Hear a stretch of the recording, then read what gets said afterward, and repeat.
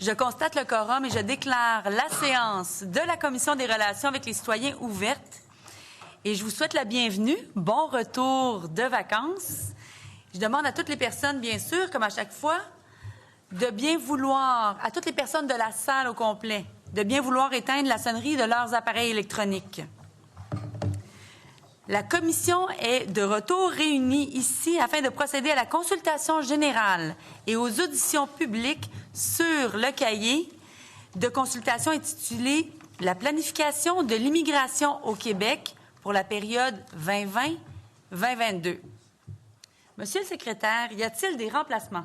Oui, Madame la Présidente. Monsieur Poulain, Beauce-Sud, est remplacé par Monsieur Provençal, Beauce-Nord. Monsieur Ski de Sainte-Rose est remplacé par Monsieur Allaire, Masquinongé. Monsieur Birnbaum, Darcy McGee est remplacé par Monsieur Déragi, Nelligan. Madame Dorion, Tachereau est remplacée par Monsieur Fontesilla, Laurier-Dorion. Et Monsieur Lebel, Rimouski est remplacé par Madame Perry-Melançon, Gaspé.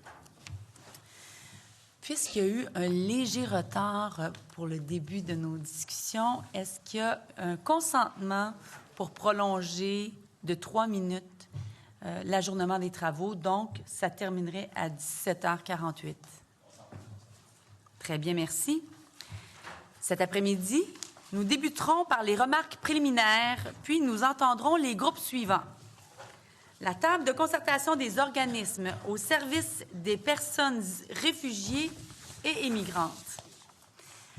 En audition conjointe, gestion Stuart et Eterna.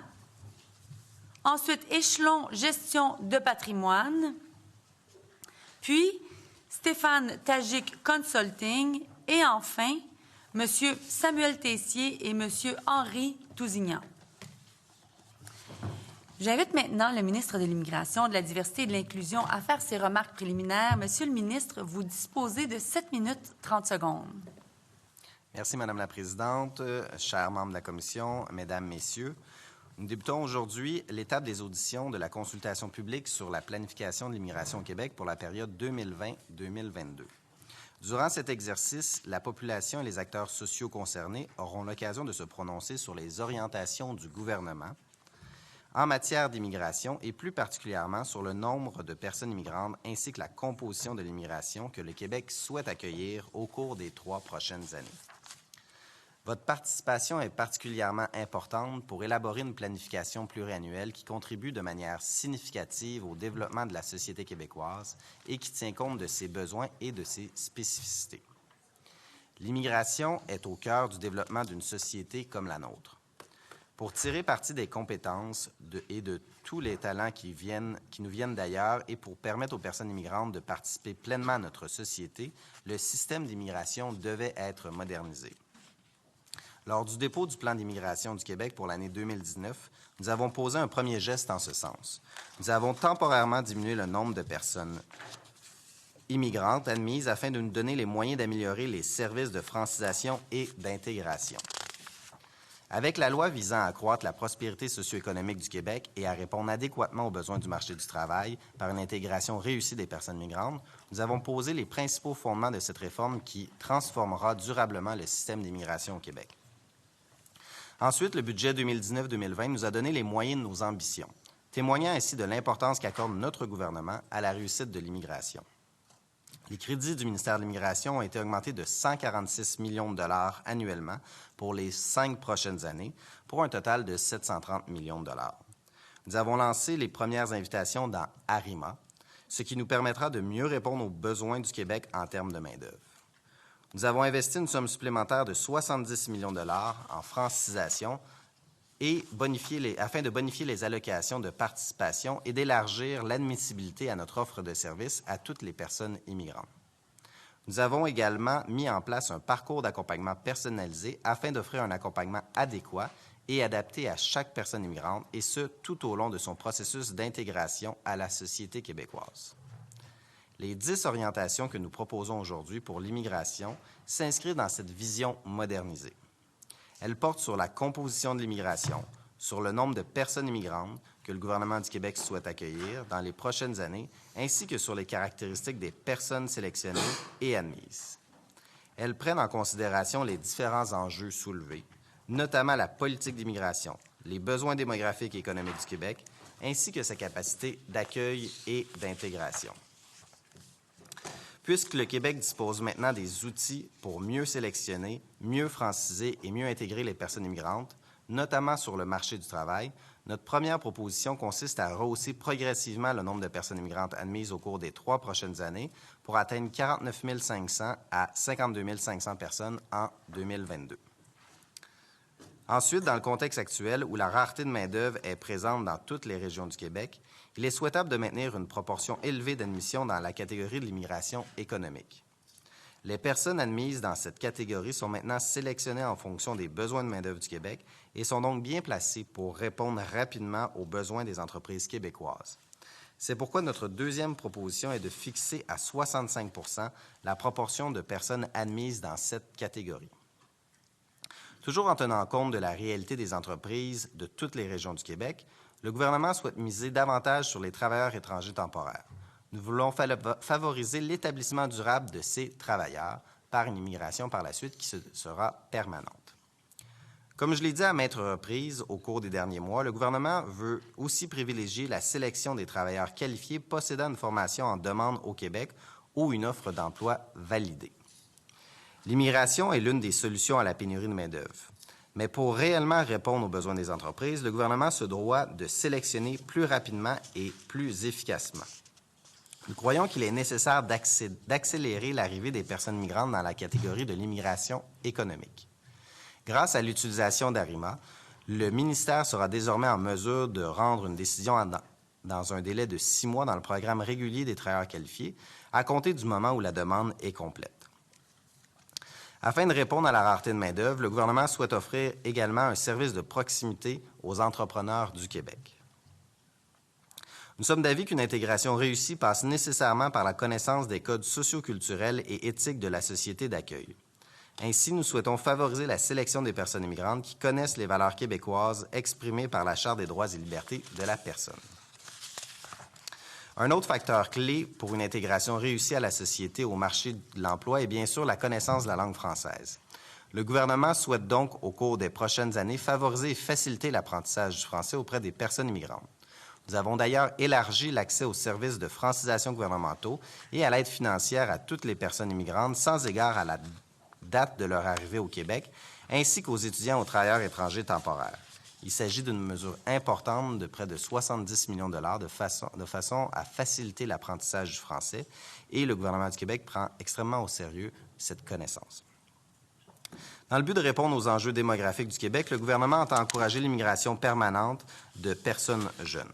Finalement, le gouvernement du Québec souhaite poursuivre son engagement humanitaire par l'accueil de personnes réfugiées et d'autres personnes ayant besoin d'une protection internationale. Nous amorçons un nouveau chapitre en matière d'immigration au Québec. Nous souhaitons que le Québec devienne une référence mondiale en matière d'immigration. Les orientations que nous vous proposons dans le cadre de cet exercice de planification pluriannuelle visent à poursuivre la mise en place d'un système d'immigration plus moderne, plus humain et plus efficace. En terminant, j'aimerais remercier les organisations et les acteurs de la société québécoise qui ont accepté de s'exprimer devant cette commission. Je souhaite à tous des échanges fructueux et constructifs autour d'un objectif commun. Répondre aux besoins du Québec et permettre aux personnes immigrantes de contribuer à la hauteur de leurs compétences au développement et à la prospérité de la société québécoise. Il est fondamental de réaliser qu'au cours de la dernière année, le gouvernement du Québec a fait des pas de géant en matière d'immigration. On a décidé de mettre en place les ressources nécessaires pour faire en sorte que chaque personne immigrante puisse être intégrée adéquatement à la société québécoise, notamment en matière de francisation et de ressources à sa disponibilité. Je vous remercie, Madame la Présidente. Merci, Monsieur le ministre. J'invite maintenant le porte-parole de l'opposition officielle et député Denis Ligan à faire ses remarques préliminaires pour une durée maximale de 5 minutes. Merci, Madame la Présidente. Chers collègues, bienvenue. Le projet de loi est passé dans les conditions que vous savez. C'est le moment maintenant de se pencher sur la vision du gouvernement en matière d'immigration. Une planification que nous espérions en mesure de répondre adéquatement aux besoins du marché du travail, compte tenu du contexte économique actuel et de la pénurie de main-d'œuvre criante partout au Québec. nous aurons la chance d'écouter attentivement des intervenants clés du marché du travail, dotés de l'expertise et de la connaissance de la réalité du terrain nécessaire. C'est avec attention qu'il faudra les écouter pour saisir l'ampleur de la situation. Une situation, Madame la Présidente, que je qualifie d'urgente, très urgente. Le Conseil du patronat nous a déclaré la semaine dernière qu'on ne va pas frapper le mur, qu'on frappe déjà le mur. L'ensemble des intervenants communautaires, mais aussi aux représentants des employeurs, directement touchés par ce que certains appellent crise. Je pense notamment à des regroupements comme la FCCQ, la FCUI.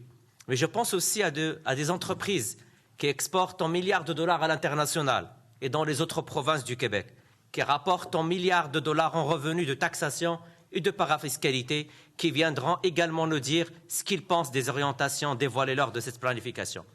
Madame la Présidente, parlons de faits concrets. La réalité est la suivante. Selon un sondage réalisé par la FCUI, il y a 116 000 postes vacants présentement au Québec. Les besoins en main-d'œuvre atteignent des niveaux records. Les mesures gouvernementales, y compris la planification de l'immigration, doivent tenir compte de la réalité actuelle et régionale. Les décisions qui sont prises en matière d'immigration ne concernent pas uniquement l'immigration. Elles ont une portée économique indéniable pour les prochaines années. En parlant de concret, Madame la Présidente, que dire de ces entreprises qui ne parviennent plus à honorer leurs contrats et qui, faute de main-d'œuvre, sont tenues de fermer boutique des jours de la semaine? Ne parlons pas de ces employeurs qui tombent en dépression parce qu'ils ne sont pas capables de partir en vacances. Au pire encore, et qui donnent des vacances à leurs employés parce qu'ils ne peuvent pas se permettre de laisser aller en congé. Que de pression économique et sociale sur notre économie, Madame la Présidente. C'est préoccupant, voire même très préoccupant. Où est la cohérence entre la volonté du gouvernement de répondre aux besoins du marché du travail et celui de refuser d'augmenter les seuils d'immigration? C'est de l'incohérence. Madame la Présidente, ce sont les régions qui écopent maintenant. Et je me demande, le gouvernement écoute qui? Est-ce qu'il écoute les régions? Est-ce qu'il écoute les entrepreneurs? Est-ce qu'il écoute les associations patronales? Donc j'espère, Madame la Présidente, qu'à la fin de cet exercice, le gouvernement va revoir sa stratégie de la planification de l'immigration. Par ailleurs, des zones d'ombre persistent et soulèvent des questions essentielles. Quand j'entends le Premier ministre du Québec avouer que l'économie sera une de ses priorités pour la prochaine session, je me demande, est-ce que l'économie va sans capital humain? C'est ça la situation qu'on a et que les entreprises ont devant eux. Il y a des entreprises, Madame la Présidente, qui refusent des contrats maintenant parce qu'il n'y a pas le capital humain pour les accompagner. Ça me rappelle quelqu'un qui espère faire de la pêche, mais en partant pour aller faire de la pêche dans le lac de son choix, il a oublié de ramener avec lui sa canne à pêche. C'est exactement la situation que nous avons devant nous maintenant. La situation que nous avons devant nous maintenant, Madame la Présidente, c'est que la prospérité économique est là, mais malheureusement, il y a des régions qui souffrent. Et ce qu'on voit maintenant, c'est un gouvernement qui délaisse les régions. Un gouvernement qui n'écoute pas les régions. Parce que la pénurie de main-d'œuvre, c'est plus un rêve, c'est des faits. Donc le slogan, Madame la Présidente, en prendre soin, en prendre moins pour en prendre soin, est dépassé. Maintenant, j'invite le gouvernement à écouter attentivement l'ensemble des intervenants et de reculer sur sa promesse électorale de ne pas hausser les seuils d'immigration parce que ça va de soi. C'est l'intérêt, c'est la vitalité économique et c'est la vitalité de nos régions. Merci, Madame la Présidente. Merci, Monsieur le député Denis Ligan. J'invite maintenant le porte-parole du deuxième groupe d'opposition et député de Laurier-Dorion à faire ses remarques préliminaires pour une durée maximale de 1 minute 15 secondes. Monsieur le député. Je vous remercie, Madame la Présidente. Je remercie mes collègues ici présents, Monsieur le Ministre. Et après un été où on se rappelle dans quelles conditions on s'est laissé l'imposition par bâillon du projet de loi 9 sur l'immigration, justement, donc avec une très forte opposition. Et nous sommes ici pour un exercice extrêmement sérieux pour l'ensemble de la société québécoise et pour son avenir. En fait, nous allons étudier quels sont les volumes, les seuils d'immigration qui vont faire en sorte d'accepter des dizaines de milliers de nouveaux citoyens qui vont participer au devenir du Québec. Ce n'est pas rien, ça. Ce n'est pas juste une question de trouver un emploi à court terme dans une entreprise du Québec. On est en train de voir combien de nouveaux citoyens on va intégrer à la société québécoise. Ceci dit, nous allons critiquer aussi fortement toute notion économiciste, exclusivement économique d'immigration à court terme. Et nous allons nous préoccuper très intensivement de la question du seuil des personnes réfugiées et personnes admises en vertu de la réunification familiale qui contribue aussi économiquement et socialement au Québec. Merci, Madame la Présidente.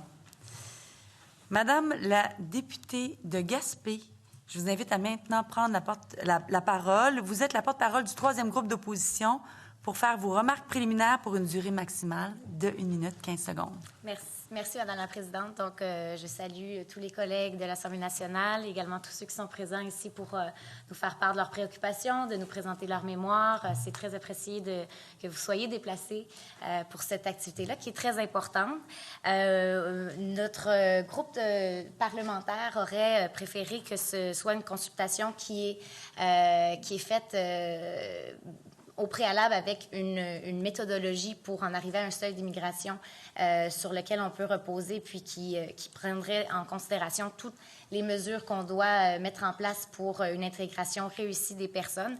Alors, c'est sûr que nous, on était en faveur de donner ce contrat-là, ce mandat-là à une institution tierce qui arriverait avec des données scientifiques qui reposent vraiment sur une méthodologie sérieuse. Alors, on a des questionnements par rapport à la façon que ça a été fait, de fixer les seuils. Et puis, je crois que c'est bien qu'on puisse avoir des experts qui viennent nous faire part vraiment de leur travail. Ils sont vraiment dans ce domaine-là au quotidien. Alors, vraiment, je crois que ce sera très, très pertinent pour le ministre de s'appuyer sur ces dires-là pour prendre une décision éclairée là, sur la planification des seuils d'immigration. Merci, Madame la députée de Gaspé. Bon retour de votre été.